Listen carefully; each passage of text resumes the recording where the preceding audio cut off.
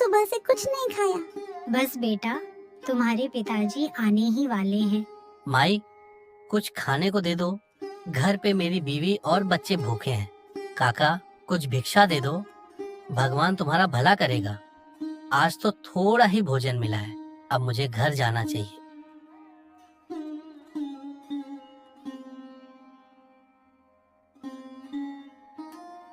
भाग्यवान, बच्चों को जगा दो जरा। देखो, मैं कुछ भोजन लेकर आया हूँ। आज बहुत मुश्किल से 2 कौर का इंतजाम कर पाया हूँ। अब ये बच्चे सुबह ही जागेंगे। रवि बेचारे दिन भर भूखे रहे, थक थक कर वहीं सो गए। पता है, उन्होंने पूरे दिन बस पानी ही पिया है। देखो जी, या तो अब कोई काम ढूंढ लो, वरना हमें सबको खत्म ही कर दो। मुझसे अब बच्चों की ये हालत देखी नहीं जाती। हर दिन उनकी आंखों में भूख की लकीरें और गहरी होती जा रही हैं। भाग्यवान, तुम समझ क्यों नहीं पाती हो? मैं खाली हाथ घर कैसे आता? सुबह से धूप में घूम घूम कर अब जाकर खाने को थोड़ा बहुत मिल पाया है। हर दरवाजे पर ठोकरें खाई, हर चेहरे से उम्मीद की किरण मांगी। तो किसी तरह निकल जाता है, पर रात की भूख बच्चों की आंखों में आंसू बनकर उतर आती है। और सुनिए, आप तो भीख मांगने वाले इंसान कहाँ रह गए हैं? आपको तो बस अपने राजा साहब की दोस्ती निभाने से ही फुर्सत नहीं है। हर दूसरे दिन कहते हैं, राजा मेरा मित्र है, राजा मेरा सखा है। तो बताइए ना, उस मित्रता का हमें क्या मिला? ना पेट भर रोटी, ना सिर पर ढंग की छत। तुम बेवजह गुस्सा करती हो सुनीता। वो राजा है, राज्य का शासक, और मैं उसका बचपन का साथी हूँ। पर आज दोनों की किस्मतें एक दूसरे से कितनी अलग हैं। तुम्हें तो ये सोचकर गर्व होना चाहिए कि इस राज्य का राजा मेरा मित्र है। गर्व? किस बात का गर्व करूं जी? उस दोस्ती का, जिसने हमें भूखा रखा। इतने साल बीत गए, पर उसने एक बार भी पीछे मुड़कर नहीं देखा कि उसका गरीब दोस्त किन हालातों में जी रहा है। वो घोड़े पर बैठकर शिकार करता है, और तुम उसी धूल भरी राह पर पैदल उसके पीछे भागते रहते हो। क्या यही है तुम्हारी मित्रता की कीमत? शायद तुम सही कहती हो सुनीता, लेकिन क्या पता भगवान ने हमारी किस्मत ही कुछ और लिखी हो।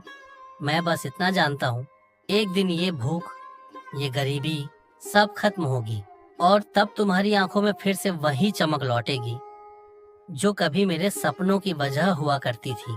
फिर उसके बाद रवि कुछ नहीं बोला। वो बस चुपचाप अपनी पत्नी की बातें सुनता रहा, लेकिन उसके मन में राजा के प्रति कोई शिकायत नहीं थी। वो अपनी तकदीर को जैसा था वैसा ही स्वीकार कर चुका था।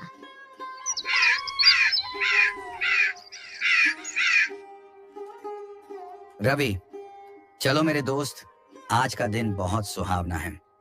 चलो जंगल की ओर निकलते हैं, शिकार पर। कई दिनों से हम दोनों साथ नहीं गए। आज का शिकार बड़ा मनोरंजक होगा।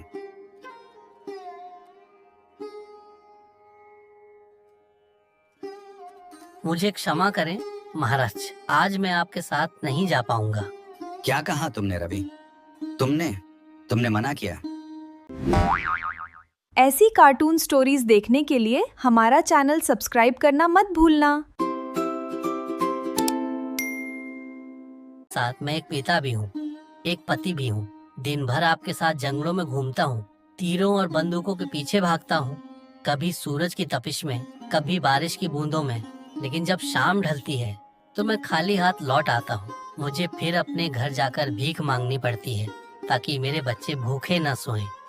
रवि की आंखें नम हो जाती हैं। मैंने कभी यह नहीं सोचा कि आप शिकार के बाद अपने महल में लौट जाते हैं। वहाँ आपके लिए स्वादिष्ट भोजन परोसा जाता है, आप आराम से विश्राम करते हैं, और उसी समय मेरे बच्चे अधपेट सो जाते हैं। महाराज, अब मेरा दिल कहता है कि मुझे अपने परिवार के लिए कुछ करना चाहिए। रवि, तुमने आज मेरी आत्मा को झकझोर दिया है। मुझे यह सोचकर लज्जा आती है कि जिस मित्र ने मेरे लिए अपने जीवन के इतने वर्ष समर्पित किए, उसके बच्चे भूख से तड़प रहे हैं, और मुझे इसका कभी एहसास तक नहीं हुआ। मैंने सोचा था कि राजत्व का धर्म केवल प्रजा की रक्षा करना है, पर आज तुमने मुझे सिखाया, राजधर्म का अर्थ है सबका सुख दुख बांटना। महाराज, कृपया ऐसा मत कहिए। आप तो स्वयं देवता समान हैं। मेरी तकलीफें मेरी किस्मत है, आपका कोई दोष नहीं है। नहीं रवि, अब किस्मत का नाम लेकर अपने मित्र की पीड़ा से मुंह नहीं मोड़ सकता। आज से तुम्हारा और तुम्हारे परिवार का जीवन बदल जाएगा। चलो इसी क्षण अपनी पत्नी और बच्चों को साथ लेकर मेरे रथ में बैठो। आज से तुम लोग महल में रहोगे। अब तुम्हारे सिर से गरीबी की छाया सदा के लिए मिट जाएगी। राजा ने महल पहुंचते ही अपने मंत्री को बुलाया। मंत्री हरिदास, रवि और उसके परिवार के रहने के लिए राजमहल के पास वाला सुंदर भवन तुरंत तैयार करवाओ। वहाँ हर सुविधा हो, भोजन, वस्त्र, सेवक, सब कुछ। और हाँ, अब से रवि हमारे दरबार का मुख्य संरक्षक होगा। जो आज्ञा महाराज। महाराज, मैं शब्दों में अपने आभार को व्यक्त नहीं कर सकता। आपने जो कृपा मुझ पर की है वह मेरे पूरे वंश के लिए वरदान बन जाएगी। ईश्वर आपको सदा स्वस्थ, दीर्घायु और समृद्ध रखे। अब बस रवि, इन औपचारिक बातों को छोड़ो। अब तुम मेरे सेवक नहीं, मेरे मित्र हो, वही पुराने दिनों जैसे। चलो आज साथ चलकर शिकार नहीं बल्कि जीवन का एक नया अध्याय शुरू करते हैं। इतना कहकर राजा और रवि दोनों घोड़े पर सवार होकर शिकार के लिए निकल पड़े। तेज धूप सर पर होने के कारण राजा को प्यास लग गई। रवि, कहीं से पानी ढूंढो, मुझे बहुत प्यास लगी है। ठीक है महाराज, मैं अभी पानी का इंतजाम करता हूँ। तब तक आप यहीं विश्राम करिए। इतना कहकर रवि पानी की तलाश में निकल पड़ा। काफी देर तक जंगल में भटकने के बाद रवि जैसे ही तालाब की तरफ गया, तभी उसकी नजर तालाब के किनारे बनी एक तस्वीर पर पड़ी। वह तस्वीर किसी राजकुमारी की लग रही थी। इतनी सुंदर छवि मैंने आज तक नहीं देखी। अगर महाराज इस तस्वीर को देख लेंगे तो वह इस लड़की पर मोहित हो जाएंगे। लेकिन मुझे नहीं पता ये कौन है, कहाँ की राजकुमारी है और यह तस्वीर यहाँ क्यों बनी हुई है। मुझे इसे छिपाना होगा। फिर रवि ने तालाब से मिट्टी उठाई, उसमें पानी मिलाकर कीचड़ बनाया और तस्वीर पर इस तरह से पाट दिया कि वह पूरी तरह ढक गई। तभी वहाँ राजा आ गए।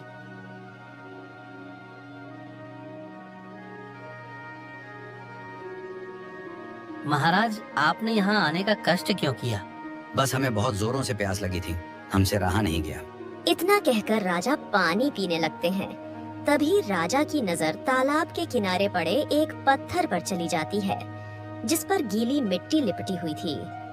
रवि, ये कैसा गंदा पत्थर है, इसे साफ करना चाहिए। ये सुनकर रवि घबरा गया।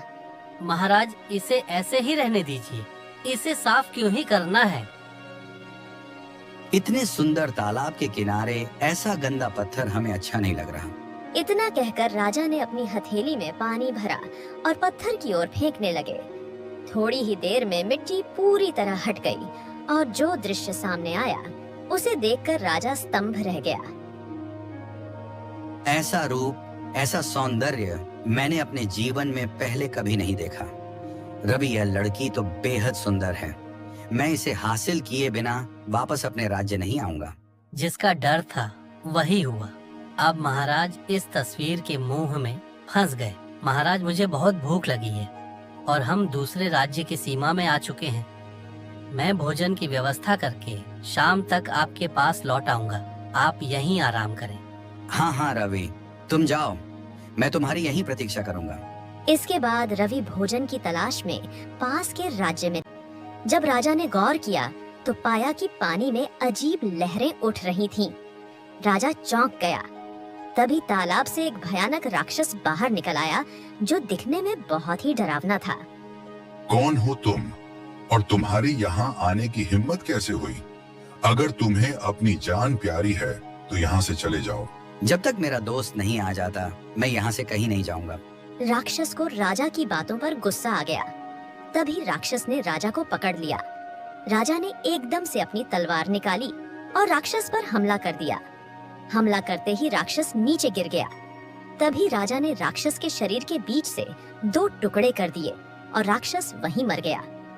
राक्षस के पेट में यह नीला मोती कैसे आया? आखिर इस मोती का क्या राज है? यह गंदा हो गया है। ऐसा करता हूँ, इसे पानी में धो लेता हूँ। हम उससे पहले इस राक्षस को यहाँ दफना दूं। इतना कहकर राजा राक्षस को मिट्टी में दफना देता है और उस मोती को धोने के लिए तालाब के किनारे आ जाता है।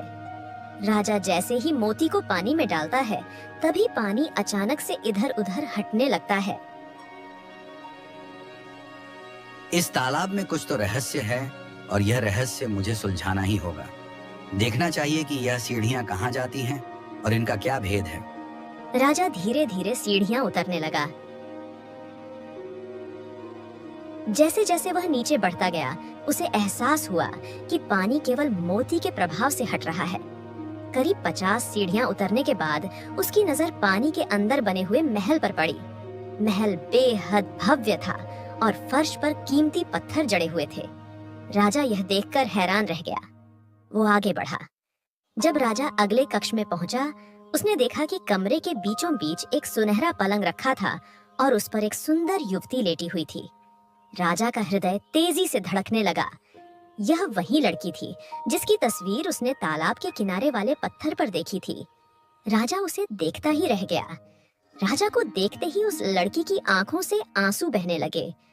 हे सुंदरी, तुम कौन हो और यह महल किसका है जो इतना भव्य और रहस्यमय लग रहा है? यहाँ की दीवारों पर जो चित्र हैं, उनमें जैसे कोई पीड़ा छिपी है। क्या तुम इस महल की रानी हो या यहाँ की बंदिनी? मैं राजगढ़ राज्य के राजा की पुत्री हूँ। कभी मैं भी ऐसी कार्टून स्टोरीज देखने के लिए हमारा चैनल सब्सक्राइब करना मत भूलना। महल में उसकी कैदी बनकर रह रही हूँ। यह महल बाहर से जितना सुंदर दिखता है, अंदर से उतना ही भयावह और श्रापित है। वो राक्षस अब कहाँ है? वो अब भी शिकार के लिए बाहर गया हुआ है। हर शाम जब अंधेरा फैलता है तो वह अपने असली रूप में निकलता है। लोगों को मारकर उनका खून पीता है। उसकी गर्जना सुनकर दूर दूर के गांवों में माताएं अपने बच्चों को छिपा लेती हैं। अब तुम्हें डरने की कोई जरूरत नहीं राजकुमारी। वह दानव अब किसी को नुकसान नहीं पहुंचा सकेगा। मैंने उसे अपनी तलवार से काटकर उसके शरीर के टुकड़े टुकड़े कर दिए हैं। उसका अंत हो चुका है। क्या ये सच है? क्या वो सच में मर चुका है? आप मजाक तो नहीं कर रहे महाराज? मैं कोई साधारण मनुष्य नहीं। मैं वीरगढ़ का राजा वीरेंद्र हूँ, अपने राज्य की रक्षा के लिए वचनबद्ध। मेरी तलवार कभी झूठ नहीं बोलती और आज वह तलवार तुम्हें आजादी दे चुकी है। सुंदरी, महाराज, आपने वो कर दिखाया जो कोई नहीं कर सका। कई योद्धा आए, लेकिन सब उसकी शक्ति के आगे परास्त हो गए। आपने न केवल मुझे बल्कि श्रापित महल को भी मुक्त कर दिया। लेकिन आपने मुझे कैसे ढूंढा? जब मैं तालाब के पास पहुंचा, वहां तुम्हारा एक चित्र देखा। इतना सुंदर, इतना जीवंत कि मेरी सांसें रुक गईं। मुझे लगा जैसे वह चित्र नहीं, स्वयं कोई देवी मुस्कुरा रही हो। उसी क्षण मैंने निश्चय कर लिया कि उस चित्र की सुंदरी को ढूंढकर उसका दूहक मिटाऊंगा। शायद किस्मत ही मुझे यहाँ तक खींच लाई है। वो चित्र मेरे पिता ने बनवाया था। कहा था, ये चित्र तब मुस्कुराएगा जब मेरी बेटी सच्चे रक्षक से मिलेगी। और आज सच में वह भविष्यवाणी पूरी होती लग रही है। लेकिन उस राक्षस ने हमें चैन से जीने नहीं दिया। वह एक दिन भेष बदलकर हमारे महल में आया, मेरे माता पिता की हत्या कर दी और मुझे अपने साथ यहाँ ले आया। तब से मैं इस अंधेरे और भय के बीच जी रही थी। ईश्वर उस पापी को शांति न दे। लेकिन बताओ, तुम इतने दिनों तक उस राक्षस के बीच जीवित कैसे रही? वो हर बार कहता था कि उसे 10 बलि चाहिए, 10 निर्दोष लोगों की बलि। हर बलि के साथ वह औन ने मेरी पुकार सुन ली और आपको मेरे उद्धार के लिए भेज दिया। राजकुमारी, मैं सिर्फ तुम्हें बचाने नहीं आया। मुझे लगता है मैं तुम्हें जन्मों से जानता हूँ। तुम्हें देखकर मेरे हृदय में एक अजीब सी शांति उतर आई है। अगर तुम अनुमति दो तो क्या तुम मेरी पत्नी बनोगी? महाराज, ये तो मेरे लिए सौभाग्य की बात होगी। जिसने मेरे जीवन को अंधकार से निकाला, वह मेरे जीवन का साथी बने। इससे बढ़कर और क्या वरदान हो सकता है? यह सुनकर राजा वीरेंद्र का चेहरा प्रसन्नता से खिल उठा। उनके मन में जैसे वर्षों की थकान मिट गई हो। महाराज, अब हमें यहाँ से तुरंत निकल जाना चाहिए। ये महल भले ही शांत दिखे, पर इसकी दीवारों में अब भी राक्षस की आत्मा भटकती है। हमें यहाँ ज्यादा देर रुकना उचित नहीं। राजकुमारी, मैं तुम्हारी बात समझता हूँ, पर मेरा एक मित्र रवि मेरे साथ आया था। वह बाहर तालाब के पास प्रतीक्षा कर रहा होगा। जब तक वह वापस नहीं आता, मैं यहाँ से नहीं जाऊंगा। वह सिर्फ मेरा साथी नहीं, मेरा भाई है। उसके बिना मैं अधूरा हूँ। तो फिर हम उसी की प्रतीक्षा करेंगे महाराज। लेकिन सावधान रहिएगा, ये महल अक्सर अपने रहस्यों को छिपाए रखता है। कभी कभी जो दिखता है वो सच नहीं होता। इसके बाद राजा और राजकुमारी महल में विश्राम करने चले गए। राजा बहुत थक चुका था, इसलिए वह शीघ्र ही गहरी नींद में सो गया। दूसरी ओर जब शाम को रवि तालाब के किनारे पहुंचा, वह परेशान हो गया क्योंकि राजा वहां पर नहीं थे। जब मैं यहाँ आया था तब तो यहाँ कोई कब्र नहीं थी, लेकिन अब ये समाधि यहाँ कैसे आई? और राजा भी कहीं दिखाई नहीं दे रहे। क्या राजा को किसी ने मारकर यहाँ गाड़ दिया? यह सोचकर रवि दुखी हो गया और जमीन पर बैठकर जोर जोर से रोने लगा। अब मैं कभी अपने घर वापस नहीं जाऊंगा। सारी उम्र यहाँ इस राजा की समाधि की देखभाल करूंगा।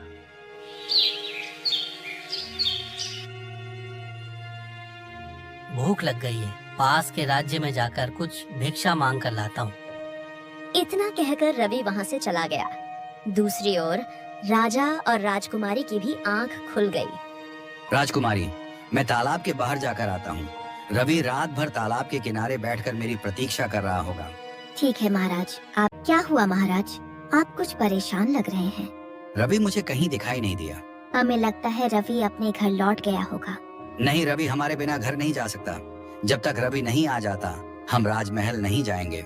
जब भी राजा और राजकुमारी तालाब से बाहर निकलते, उसी समय रवि राज्य में भीख मांगने गया होता। और जब शाम को रवि लौटता, तब राजा और राजकुमारी महल के अंदर चले जाते। इस तरह पूरा एक हफ्ता बीत गया, लेकिन राजा और रवि की मुलाकात नहीं हो पाई। राजा अब भी गहरी नींद में है। मुझे खाने के लिए कुछ प्रबंध करना होगा। बाहर जाने के लिए मुझे वह मोती चाहिए। तभी राजकुमारी ने धीरे से राजा के पास से मोती निकाला और तालाब के बाहर आ गई। वह तालाब के किनारे टहल रही थी। अचानक उसकी नजर भेड़ चराने वाले एक गडरिये पर पड़ी। गडरिये ने जैसे ही राजकुमारी को देखा, वो हैरान रह गया। अरे ये लड़की कौन है और यहाँ क्या कर रही है? राजकुमारी भी उसे देखकर घबरा गई। डर के मारे वह तेजी से तालाब की ओर भागी। भागते हुए उसका एक जूता पीछे छूट गया, लेकिन वह उसे उठाने के लिए नहीं रुकी और सीधा तालाब में कूद गई। ये पानी में क्यों समा गई? क्या ये कोई जल परी थी? तभी उसकी नजर उस चमकते हुए सुनहरे जूते पर पड़ी, जो दिन की रोशनी में जगमगा रहा था। ये जूता तो अद्भुत है। अगर मैं ये जूता अपने राजा को भेंट कर दूं तो मुझे जरूर अच्छा इनाम मिलेगा। इतना सोचकर गडरिया महल की ओर बढ़ गया, जहाँ राजा प्रताप सिंह थे। प्रणाम महाराज, आपके चरणों में कोटि कोटि नमन। गडरिये, बताओ किस काम से आए हो? तुम्हारे चेहरे पर कोई रहस्य झलक रहा है। क्या बात है? तुम कुछ लाए हो क्या? जी महाराज, मैं आपके लिए एक बहुत ही अद्भुत और अनोखी वस्तु लाया हूँ। ऐसी चीज जो मैंने अपने जीवन में पहले कभी नहीं देखी। अच्छा, तो दिखाओ, आखिर तुम क्या लाए हो? हमें भी तो देखने दो वह अनोखी वस्तु। गडरिया वो जूता राजा के सामने रखता है। ये तो बहुत ही सुंदर और अनमोल जूता है। देखो तो इस पर कैसे कीमती रत्न जड़े हुए हैं। माणिक, पन्ना, नीलम, सब एक साथ। ये कोई साधारण वस्तु नहीं हो सकती। ऐसा जूता तो किसी राजघराने की राजकुमारी या रानी का ही होगा। गडरिये, तुम्हें ये कहाँ से मिला? गडरिया सिर झुकाकर पूरी कहानी सुनाने लगता है। गडरिया मन ही मन प्रसन्न हुआ और वहाँ से चला गया। ऐसी सुंदरता जिसे शब्दों में नहीं बांधा जा सके। मंत्री जी, हमें उस अप्सरा को देखने की इच्छा हो रही है। हमें उसे अपने सामने लाना होगा किसी भी कीमत पर। महाराज, यह कार्य साधारण नहीं है, परंतु हमारे राज्य में एक औरत है, बहुत ही चतुर, चालाक और तांत्रिक विद्या में निपुण। उसका नाम मंजीरी है। कहा जाता है कि वह अदृश्य आत्माओं तक से संवाद कर सकती है। तो फिर देर किस बात की, अभी उसी मंजीरी को हमारे दरबार में बुलाया जाए। राजा के आदेश पर उस औरत को पेश किया गया जो एक बुजुर्ग महिला थी। वो अपनी चालाकी और मायावी तरीकों के लिए मशहूर थी।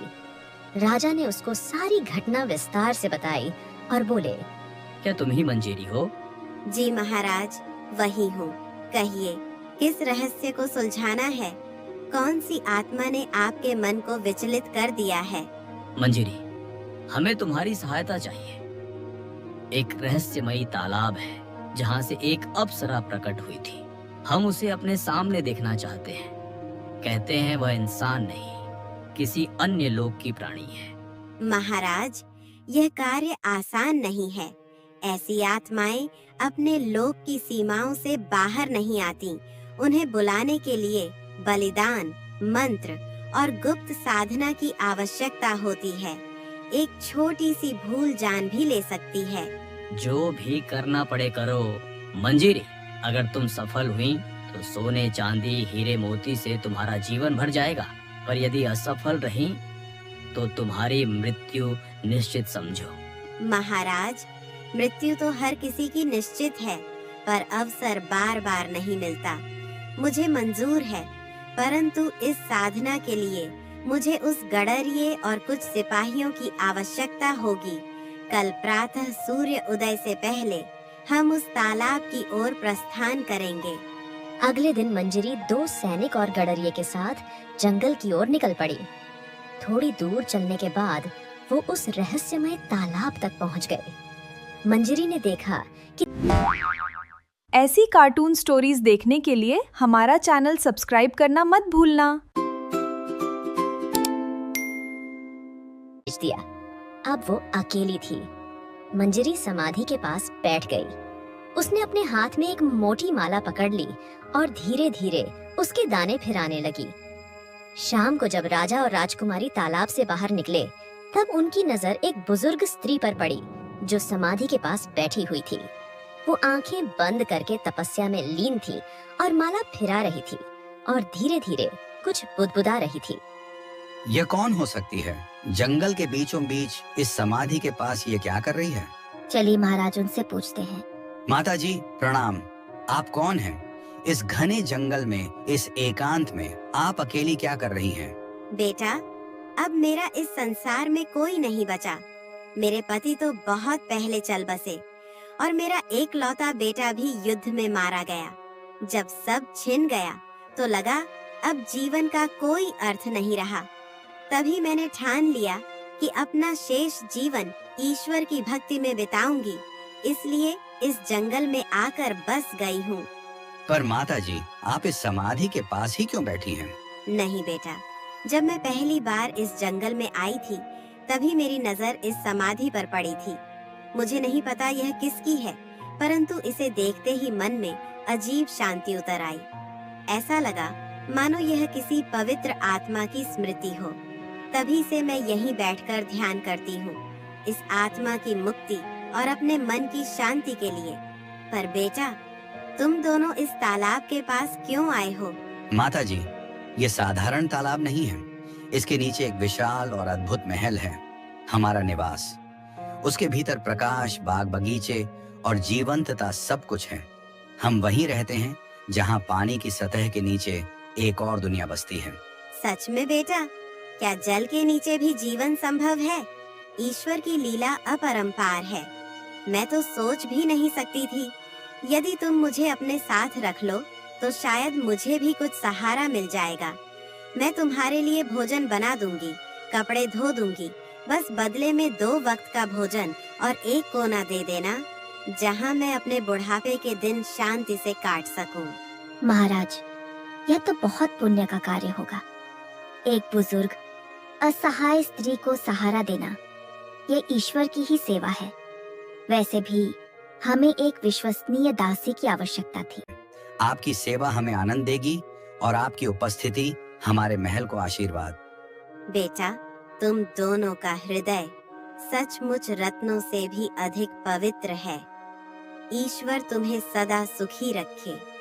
तुम्हारे जीवन में कभी कोई दुख न आए। आज इतने दिनों बाद पहली बार लगा कि मैं अकेली नहीं हूँ। अब मंजरी उनके साथ महल में रहने लगी थी। राजा महल के बाहर आते और रवि का इंतजार करते। रवि अब तक नहीं आया। मुझे खुद ही राज्य में जाकर उसे ढूंढना होगा। मैं ऐसे शांत नहीं बैठ सकता। ठीक है महाराज, आप जाइए, लेकिन जल्दी लौट आइएगा। इतना कहकर राजा पास वाले राज्य में रवि की तलाश में निकल पड़े। वो हर भिखारी को ध्यान से देख रहे थे, लेकिन उन्हें रवि कहीं नजर नहीं आया। राजा निराश होकर महल लौट आए। राजा की आंखों में उदासी देखकर राजकुमारी समझ गई कि रवि का कुछ सुराग नहीं मिला है। राजा अपने कक्ष में जाकर सो गया। यही सही मौका है राजकुमारी को अपने साथ ले जाने का। बेटा, आज मेरा मन बहुत घबरा रहा है। चलो थोड़ा बाहर घूम आते हैं। ठीक है माता, मैं तैयार हूँ। राजकुमारी राजा के कक्ष में जाकर उनकी जेब से वो मोती निकाल लाई, जिससे तालाब से बाहर निकला जा सकता था। फिर दोनों तालाब से बाहर निकल गई। बेटी, क्या तुम मुझे यह मोती दिखा सकती हो? मैं बस इसे एक बार देखना चाहती हूँ। यह बहुत ही अद्भुत मोती लग रहा है। राजकुमारी को कोई शक नहीं हुआ। उसने बिना सोचे समझे मोती मंजरी को दे दिया। अब वे दोनों जंगल में घूम रही थीं। तभी अचानक मंजरी ने जोर से चीख मारी। राजकुमारी ये सुनकर चौंक गई। वो तुरंत मंजरी के पास गई। वो कुछ सोच पाती, उससे पहले 2 सैनिक तलवार लिए राजकुमारी के पास आ गए। तभी मंजरी ने उसे पकड़ लिया। ए दुष्ट औरत, तुमने ये सब क्यों किया? कोई मुझे बचाओ बचाओ, अरे कोई तो बचाओ। राजकुमारी ने पूरी ताकत से चीखने की कोशिश की, लेकिन वहाँ कोई नहीं था जो उसकी मदद कर सकता। सैनिक राजकुमारी को पकड़कर महल ले आए। जैसे ही राजकुमारी महल आई, राजा उसे देखते ही रह गया। राजा उसकी सुंदरता देखकर मंत्रमुग्ध हो गया। उसने प्रसन्न होकर मंजरी को 5000 स्वर्ण मुद्राएं दी और मंजरी। ऐसी कार्टून स्टोरीज देखने के लिए हमारा चैनल सब्सक्राइब करना मत भूलना। हे सुंदरी, क्या तुम्हें इस महल में आकर प्रसन्नता नहीं हुई? यह पूरा राज्य, यह वैभव, यह महल अब तुम्हारा अपना घर है। नहीं महाराज, मुझे यहाँ आकर तनिक भी प्रसन्नता नहीं हुई। सोने की दीवारें और रेशमी वस्त्र मुझे खुश नहीं कर सकते। मेरी आत्मा इस बंदिश में कैद महसूस कर रही है। समय के साथ तुम्हारा दृष्टिकोण बदल जाएगा। तुम्हें जल्द ही एहसास होगा कि यह राज्य तुम्हें कितना चाहता है। मैं चाहता हूँ कि तुम मेरी रानी बनो। रानी? महाराज, मैं आपसे विवाह कभी नहीं कर सकती। मेरे लिए यह बंधन मृत्यु से भी भयंकर होगा। यदि यह मेरी किस्मत में लिखा है तो मैं अपनी जान देना उचित समझूंगी। सावधान रहो, तुम एक सम्राट से इस प्रकार बात कर रही हो। क्या तुम्हें यह झात नहीं कि मेरा क्रोध एक पल में सब कुछ समाप्त कर सकता है? मुझे भय नहीं है महाराज। मैं अपनी आत्मा की स्वतंत्रता के लिए किसी भी परिणाम का सामना कर सकती हूँ। और हाँ, मेरा हृदय पहले ही किसी और का हो चुका है। क्या कहा तुमने? क्या तुम पहले से विवाहित हो? हाँ, मैं पड़ोसी राज्य के राजा की धर्म पत्नी हूँ। वह वीर है, सत्यनिष्ठ है और मेरे लिए प्राण देने को तत्पर है। वह शीघ्र ही आएंगे मुझे इस कैद से मुक्त कराने। ठीक है राजकुमारी, यदि वह राजा सच में तुमसे इतना प्रेम करता है तो मैं उसे अवसर दूंगा। यदि वह 1 महीने के भीतर तुम्हें लेने आ गया तो मैं तुम्हें स्वयं मुक्त कर दूंगा। परंतु यदि वह न आया तो तुम्हें मेरे साथ विवाह करना होगा। यह मुझे स्वीकार है महाराज। मुझे अपने पति और अपने प्रेम पर पूर्ण विश्वास है। मंत्री जी, ये मेरा आदेश है। महल के सभी सेवक अब राजकुमारी के हर आदेश का पालन करेंगे। उसकी सुविधा में कोई कमी न रहे, लेकिन ध्यान रहे वह महल की चारदीवारी से बाहर न जा सके। जो आज्ञा महाराज, जैसा आप कहें। मंत्री जी, मेरी ओर से आज से एक भंडारा स्थापित किया जाए। वहाँ हर निर्धन, भूखा और जरूरतमंद व्यक्ति को दिन में 2 बार भोजन मिले, बिना किसी भेदभाव के। राजकुमारी जी, यह तो अत्यंत उत्तम विचार है। आपका हृदय सचमुच करुणा से भरा हुआ है। मैं तुरंत इसकी व्यवस्था करवाता हूँ। लेकिन एक बात याद रखिए मंत्री जी, भोजन देने के बाद में हर व्यक्ति की कहानी सुनी जाएगी। मैं स्वयं उनसे मिलूंगी, उनसे बात करूंगी, क्योंकि हर दुख के पीछे एक कहानी होती है और हर कहानी में छिपा होता है किसी का अधूरा स्वप्न। यदि हम उनकी पीड़ा समझ लें तो शायद हम उनका दुख भी मिटा सकें। आपकी करुणा इस राज्य के लिए वरदान है राजकुमारी जी। आपके आदेश का पालन आज से ही होगा। इसके बाद उसी दिन से महल में भंडारा खोल दिया गया। राजकुमारी अकेले एक कक्ष में बैठी रहती और आने वाले प्रत्येक निर्धन व्यक्ति से उसकी कहानी सुनती। लोग ही आया था। वह व्यक्ति था रवि। राजकुमारी को पूरा विश्वास था कि रवि कभी न कभी भंडारे में जरूर आएगा। अब तक तो रवि को भंडारे में आ जाना चाहिए था। कहीं रवि कहीं और तो नहीं चला गया, या फिर कहीं उसके साथ कोई अनहोनी तो नहीं हो गई। राजकुमारी का मन बेचैन था। अब इस भंडारे को खुले हुए पूरे 15 दिन हो चुके थे, लेकिन रवि का कोई पता नहीं चला। मगर इस दौरान पूरे नगर में राजकुमारी की दयालुता की चर्चा फैल चुकी थी। उधर दूसरी तरफ रवि रात भर तालाब के किनारे वाली समाधि के पास बैठा रहता और सुबह गांव में भीख मांगता। हे दयालु जन, भगवान के नाम पर कुछ भोजन दे दो। सुबह से कुछ भी पेट में नहीं गया है। भगवान तुम्हारा भला करेगा, बस एक रोटी दे दो।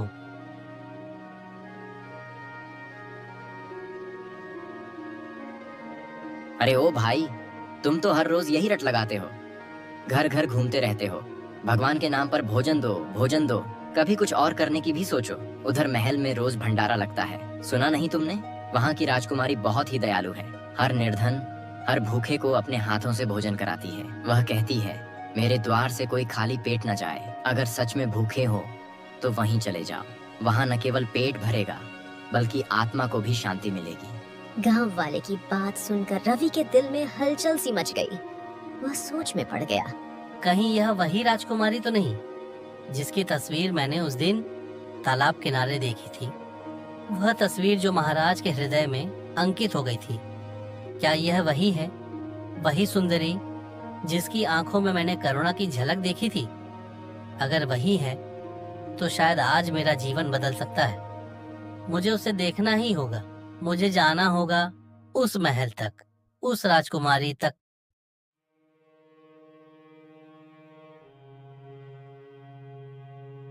अब तुम्हें राजकुमारी से भेंट करनी होगी। वह तुम्हारे बारे में पूछेगी। इसके बाद रवि को उस कक्ष में ले जाया गया जहां राजकुमारी बैठी थी।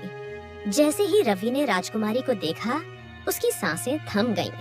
हे भगवान, ये तो वही चेहरा है जिसे मैंने झील के किनारे पत्थर पर उकेरा था। वही आंखें, वही मुस्कान। उसके होंठ कांप रहे थे और फिर अगले ही पल वो तेजी से आगे बढ़ी और रवि को भैया कहकर गले लगा लिया। राजकुमारी जी, लगता है आपको कोई गलतफहमी हुई है। मेरी कोई बहन नहीं है। मैं तो एक साधारण सा भिखारी हूँ। मेरा राज्य परिवार से कोई संबंध नहीं है। क्या तुम राजा वीरेंद्र को जानते हो? राजा वीरेंद्र, वो तो मेरा मित्र था, लेकिन भगवान ने उन्हें मुझसे छीन लिया। मैं रात भर उनकी समाधि पर बैठा रहता हूँ। इतना कहकर रवि रोने लग गया। नहीं भाई, राजा वीरेंद्र मरे नहीं हैं, बल्कि वे जीवित हैं। यह सुनकर रवि के जैसे जान में जान आ गई हो। क्या तुम सत्य कह रही हो? इसके बाद राजकुमारी ने रवि को पूरी घटना विस्तार से बताई। अब हमें राजा को वहाँ से निकालने का कोई उपाय सोचना होगा। राजकुमारी, मैं आपसे वादा करता हूँ, मैं जल्द ही राजा को आपके सामने लेकर आऊंगा। उससे पहले मुझे वह मोती हासिल करना होगा, चाहे इसके लिए मुझे किसी भी हद तक क्यों न जाना पड़े। उस वृद्ध स्त्री का नाम मंजरी है। वो इसी राज्य में रहती है। यह कहते हुए रवि वहाँ से निकल पड़ा। रवि ने मंजरी का मकान ढूंढने की कोशिश की। कई गलियों में भटकने के बाद आखिरकार उसे वो मकान मिल ही गया। वो एक पुरानी झोपड़ी थी। माई, कुछ भिक्षा दे दो। यहाँ तुम्हें कोई भिक्षा नहीं मिलेगी। अगर भिक्षा लेनी ही है तो महल जाओ, वहाँ सुबह शाम भोजन मिलता है। तभी रवि की नजर उस मोती पर पड़ी जिसे मंजरी ने एक धागे में पिरोकर गले में पहना हुआ था। रवि रात्रि होने का इंतजार करने लगा। जैसे ही रात हो गई, रवि ने चुपके से मंजरी की खिड़की से झांक कर देखा। रवि ने एक डंडी की मदद से उस मोती को राजकुमारी की बहुत चिंता सता रही थी। आखिर राजकुमारी कहाँ गई? क्या मुझे सारी उम्र इसी महल में बितानी होगी? मेरे पास तो वो मोती भी नहीं है जिससे मैं बाहर निकल सकूं और राजकुमारी को ढूंढ सकूं। राजा यह सब सोच ही रहे थे, तभी वहाँ पर रवि आ जाता है। दोनों मित्र एक दूसरे के गले लग गए और रोने लगे। रवि, तुम कहाँ चले गए थे? तभी रवि राजा को सारी बातें बताता है। इतना कहकर रवि और राजा वीरेंद्र महल की ओर निकल जाते हैं। तुमने मेरी महारानी का अपहरण कर एक बहुत बड़ा अपराध किया है, जो एक राजा के लिए उचित नहीं था। महाराज, आप आ गए। महाराज, हमें विश्वास था आप जरूर आएंगे। राजकुमारी, हमें माफ कर दीजिए। हम आपकी रक्षा नहीं कर पाए। हम इस राजा से इसका बदला लेकर ही रहेंगे। महाराज, इन्हें क्षमा कर दीजिए। यह सत्य है कि इन्होंने मुझे अगवा किया, लेकिन इन्होंने मुझे इस महल में कोई परेशानी नहीं होने दी। महाराज, हमें माफ कर दीजिए। हम अपनी भूल पर शर्मिंदा हैं। अब आप अपनी रानी को अपने साथ ले जा सकते हो। हमने आपकी रानी से वादा किया था, अगर आप 1 महीने से पहले रानी को लेने आ जाते तो हम इन्हें आजाद कर देते। श्रद्धा के अनुसार आप यहाँ आ गए हो। हम अब किसी को कष्ट नहीं पहुँचाएंगे। ठीक है महाराज, हम सिर्फ अपनी राजकुमारी के कहने पर आपको माफ कर रहे हैं, लेकिन हम उम्मीद करेंगे आप आज के बाद किसी और की अमानत पर गलत नजर नहीं डालेंगे। हाँ महाराज, हम आपसे वादा करते हैं। इतना कहकर राजा वीरेंद्र, राजकुमारी और रवि महल की ओर निकल पड़े। महल में जाकर राजा ने राजकुमारी के साथ विवाह कर लिया और दूसरी तरफ रवि अपने घर गया। फिर रवि ने सारी घटना अपनी पत्नी को बताई। रवि की पत्नी भी रवि को माफ कर दिया। आखिर में सब लोग खुशी खुशी रहने लग गए। इस कहानी से हमें यह सीख मिलती है कि सच्ची मित्रता, निष्ठा और त्याग कभी व्यर्थ नहीं जाते। ईश्वर हमेशा नेक दिल और सच्चे इंसान का साथ देता है। लालच, छल और अधर्म का अंत हमेशा बुरा ही होता है, जबकि सच्चाई और करुणा की जीत निश्चित होती है। अगर वीडियो पसंद आई हो तो वीडियो को लाइक और ऐसी कार्टून स्टोरीज देखने के लिए हमारा चैनल सब्सक्राइब करना मत भूलना।